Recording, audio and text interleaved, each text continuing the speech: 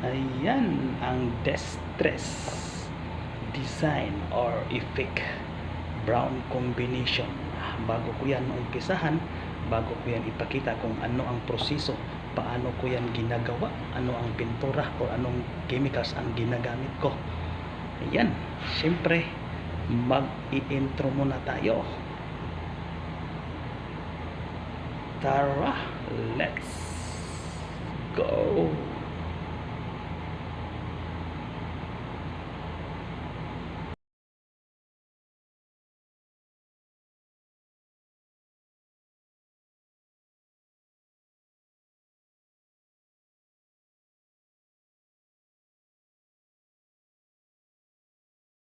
Hello, good morning, good evening, good afternoon. Kung anong oras man nyo ito mapanood, welcome po sa aking YouTube channel, ang Color Mix TV. Ngayon, panibagong vlog, panibagong hamon na naman sa buhay. Ayan, dito na naman tayo. Magtuturo na naman ako ng mga design tungkol po sa mga furniture. Ngayon po, may bago kaming customer, bagong-bago talaga, fresh na fresh sa amin yung customer. Gusto niya yung distress effect na design sa furniture, pero yung gusto nila na kulay sa kanila kulay yung kulay galing sa kanila, gusto nila yung brown na kulay na kombinasyon. Siyempre bigyan kong buhay yung request nila. Wala silang sample na binigay, basta distress effect ang gusto nila, at brown ang kombinasyon ang gusto nila na kulay. Yan ang bigyan kong buhay yung request nila, yung sample nila. Sana makuha ko itong customer na to na bago. Sana ma-approve yung sample na gagawin ko para sa kanila. Yan, pakita ko sa inyo yung kahoy na pinadala nila. Yan, ang ganda ng kahoy nila. Yan, dito ko i-design yung distress effect na gusto nila na brown combination. Ayan, kunting kaalaman lang po tayo. Ano po ba ang distress? Ano ba ang distress effect? Yung distress effect sa pintura, sa amin pintura, revise ko yan. Kasi yung distress kasi ang ibig sabihin ng distress, yung kahoy na subok sa ulan at sa araw. Nasa labas lang yung kahoy, tapos naluma na siya, ulan at init, tapos naglulumot. Tapos tiningnan ko, binigyan ko ng buhay yung kahoy na yun tinawag ko siya na distress effect. Subok siya sa panahon, init at ulan. Tapos magkaiba din kasi yung vintage. Yung vintage kasi lumang-luma na talaga yan, kung ilang taonan. Pero yung distress kasi parang magkahawig sila, pero magkaiba din sila ng style, ng design. Yung distress kasi subok sa panahon, init at saka sa ulan. Tapos revise ko siya sa pintura kung paano ko siya ginagawa, paano ko siya binigyang buhay. Yun ang nakatakbo ngayon sa showroom, yung distress effect. Pero ngayon ang gagawin ko na distress effect, galing po ito sa bagong customer namin na gusto nilang kulay yung brown, tapos gagawin kong distress effect. Panoorin nyo lang hanggang sa dulo kung paano ang proseso, paano ko siya ginagawa, kung ano-ano ang mga materials o anong chemicals ang ginagamit ko. Yan, sundin nyo lang hanggang sa dulo. Tara, umpisahan na natin. Let's go! Ito lang yung gagamitin ko para sa distress effect. Ito yung tinter stain brown, tapos yung pang design ko na tinter stain white. Yan po, ito po yung pangkuan sa distress. Ito yung pang highlights ba, paggawa ng mga distress, palaging may white talaga siya. Yan, ito yung pang highlights. Ito yung main base ko, tapos ito yung kahoy, yung pinadala nila. Dito natin yan. Ito lang, dalawa lang kulay yung natin, standard brown, tapos yung highlights natin tinter stain white, tapos ito tinter stain brown. Yan, simplihan lang natin. Pag ma-approve, wala nang problema, diretsuhan na, kasi standard yung binigay natin. Ganun ba? Lagyan na natin ng mga idea pa para hindi na mahirapan yung talaga yung mixer. Pag ma-approve, simple na lang, diretso na lang timpla, kasi standard kasi ibigay natin.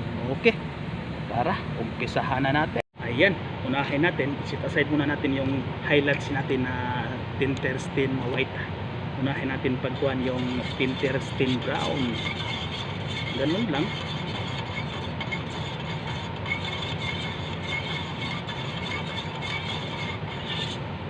Ganun, no? Yung brown, ganun. Siyempre magkuha ako ng gloves para hindi tayo marumihan, kasi marumihan talaga ni tayo nito.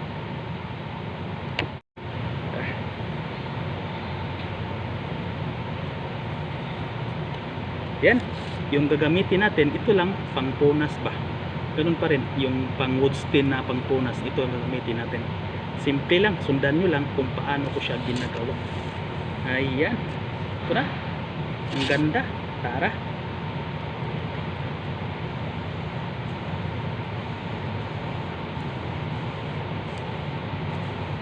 Yan, tinter brown lang po ito. Simplihan lang natin.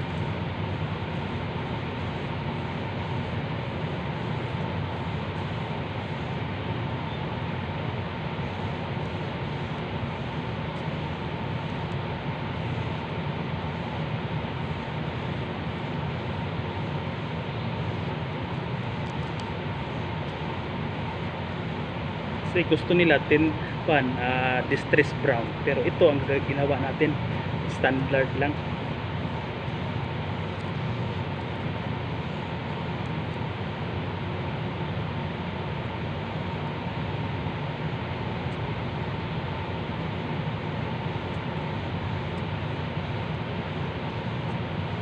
Tapos sa kanto tirahin natin na maayos, kasi kailangan natin equality yung trabaho natin, kasi bagong customer kailangan quality. Yan, simple lang siya talaga.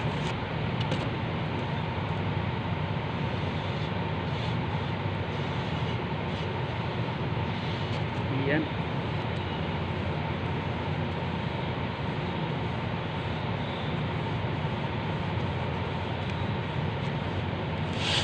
Yan. Simple lang sa. Yan.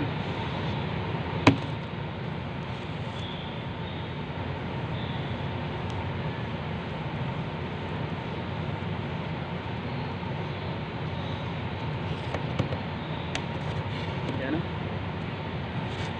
Patuyuin natin siya mga kalahating oras, tapos mag-highlights tayo pang distress na.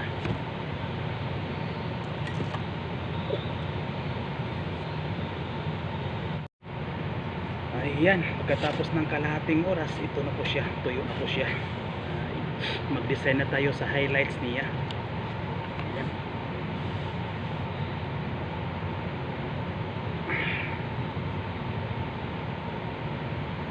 Yan, ito na yung puti, Pinterest. Ang ginagamit ko nito ay mga dyed lang po ang ginagamit ko sa mga Pinterest. Lahat ng Pinterest, wood stain, lahat ng stain, mga dyed ang ginagamit ko. Yan, siyempre may pangpunas din tayo, ibang pangpunas na din.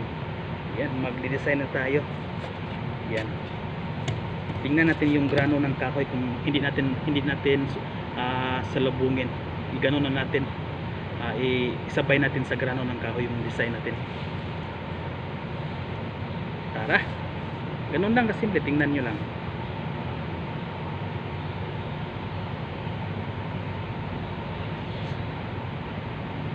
Wala siyang tinitingnan na pattern, kayo nang bahala kung saan nyo ilagay yung design, yung highlights.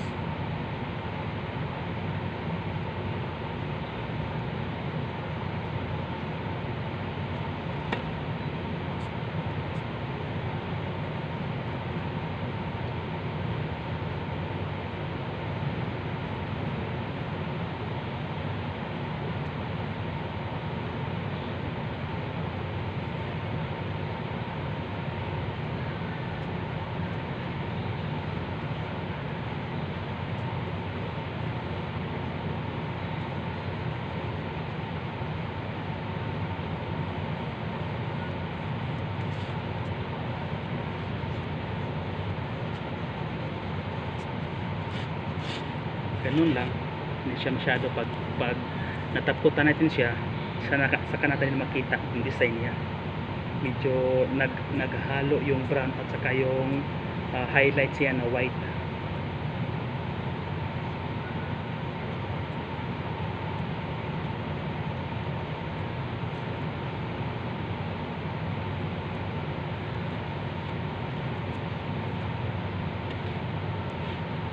May portion na light, may portion na dark. Yan ba? Yan ang ibig sabihin yan.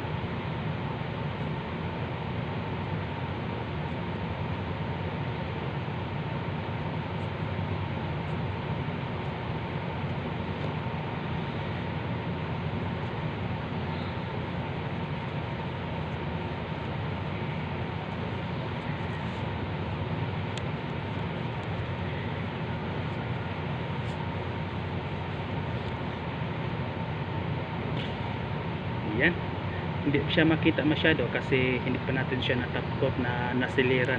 Pag nasiliran na siya, tingnan natin kung ano ba talaga, maganda ba tingnan o hindi. Yan, patuyuin natin siya mga kalahating oras din, saka natin isilir. Yan na po, yan na po yung pagkatapos ng kalahating oras. Yan na po ang resulta. Yan po, parang lumang-luma siya. May dark, may medyo malight. Yan po ang ibig sa ang kuwan po ng distress effect. Yan, maganda siya sa pang cabinet talaga.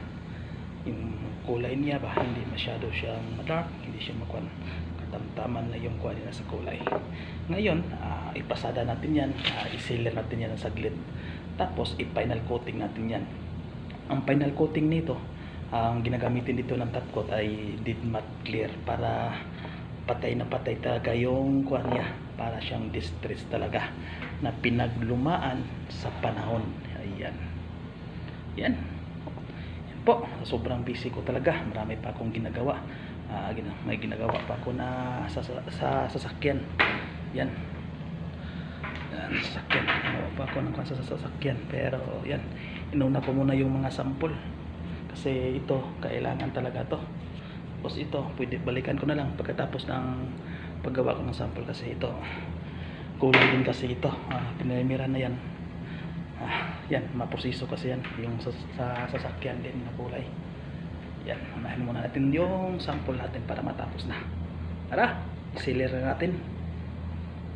Yung sealer natin na ginagamit yun ay single component lang, automotive sanding sealer na po ang pinagamit nila. Mura lang yung pinagamit nila na kuwan, pero gawin natin na pulidong-pulido talaga para makuhan talaga nila. Single component lang po ito, lacquer thinner lang po ang itimpla nito. Timplado na po ito siya, natimpla na po ng lacquer thinner, tapos pag-spray na lang ito. Tara, spray na tayo. Siyempre, kuha natin yung safety natin. Ito na.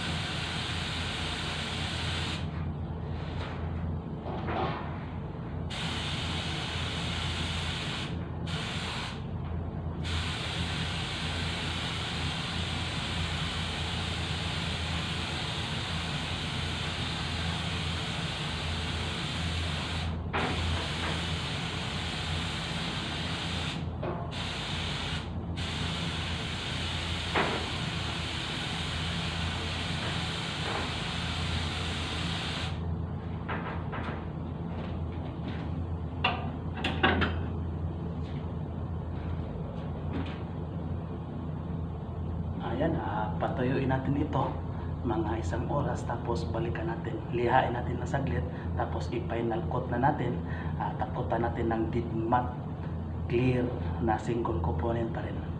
Update ko ngayon pag natuyo na, tapos magkuha na tayo, mag final coat.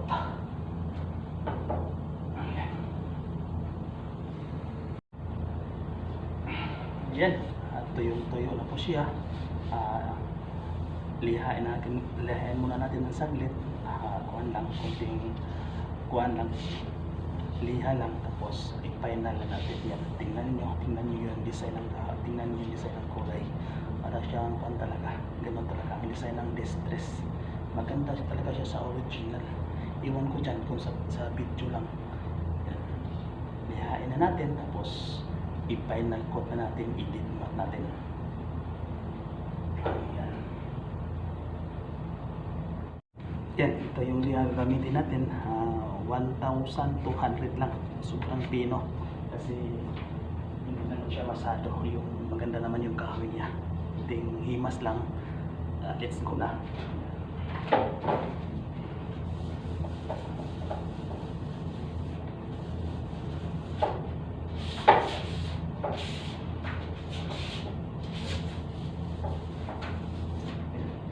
Tapos na to. Konting himas na kasi maganda naman talaga yung kahoy. Dapat quality yung sample natin. Kasi simple lang siya talaga na design, simple lang siya na kulay. Simple man siya pero ipagandahin natin talaga siya. Ayan. Yan, mag-final na po tayo. Final top coat na po tayo. Ayan. Yan, ganun pa rin yung final top coat ko ay Incident Matte Clear. Yung ginagamit ko kasi yan naman talaga ang gagamitin basta mag-stress epic tayo. Distress epic. Ito na po, lacquer thinner lang po ang ginagamit ko sa paghalo nito. Single component pa rin. Tara, let's go! Yan, ito na. Hindi na ako nag-mask kasi pina-under ko na lang yung blower. Tara, okay na to.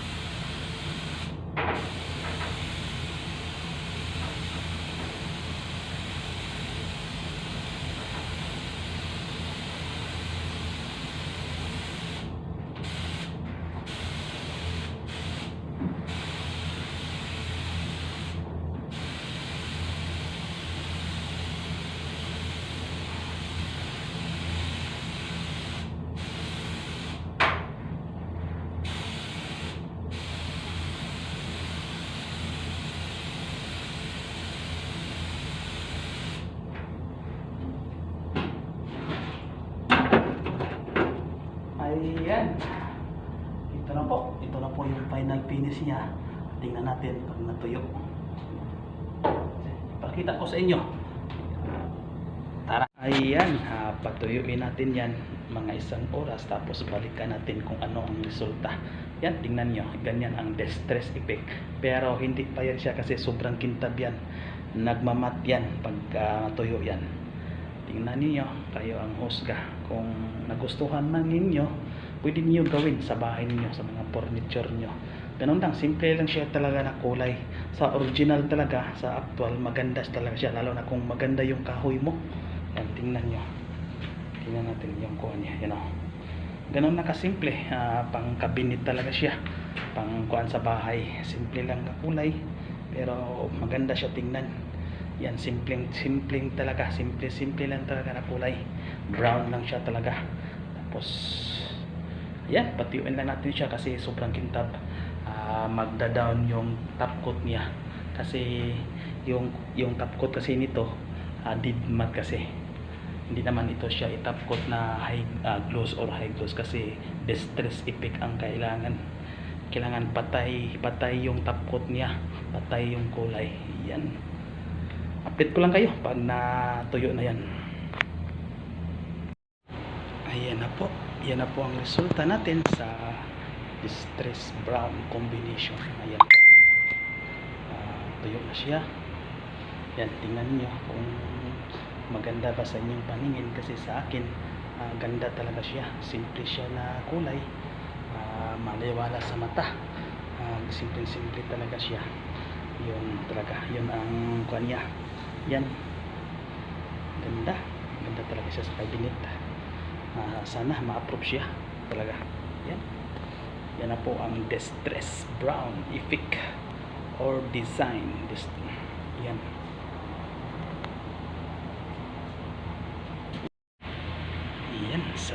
salamat sa inyo.